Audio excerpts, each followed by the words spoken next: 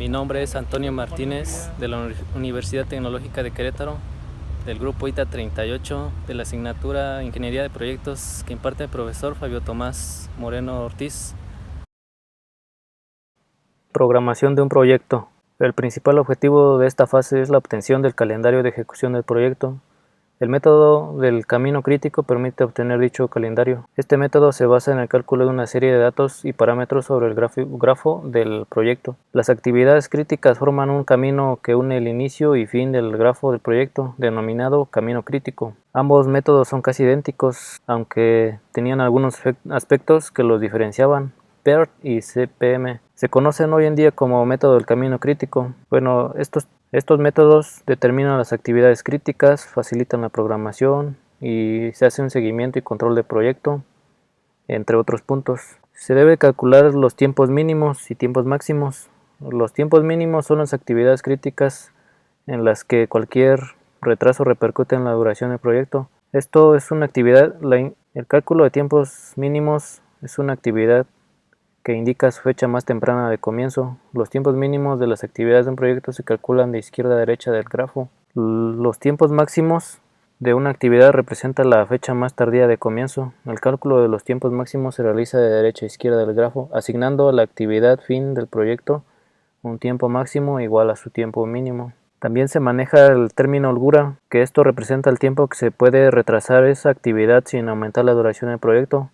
Se calcula como diferencia entre el tiempo máximo y el mínimo. Cuando una actividad tiene holgura cero decimos que es crítica. Las fechas. Se manejan algunas fechas o conceptos de fechas dentro de un proyecto en la programación.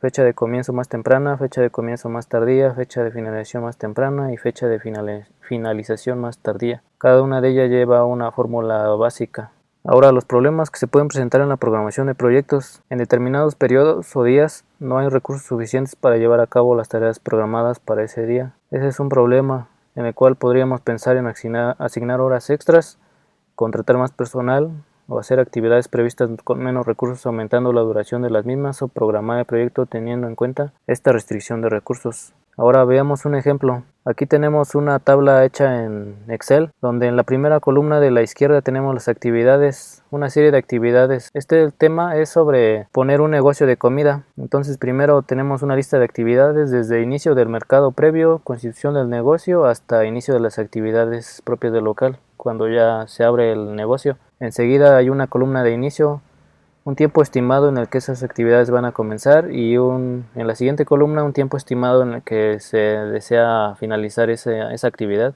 y una aproximación en semanas en la siguiente columna. Así en las demás columnas se colocan lo que son meses y cada una de las semanas, así se tiene un control más exacto de las actividades en el tiempo que se debe de realizar. También puede pasar que en algunas actividades se realicen al mismo tiempo. Esto quiere decir que la segunda actividad o la más posterior depende de la primera, y así es como se realiza un diagrama de Gantt, que es un método para programación de proyectos.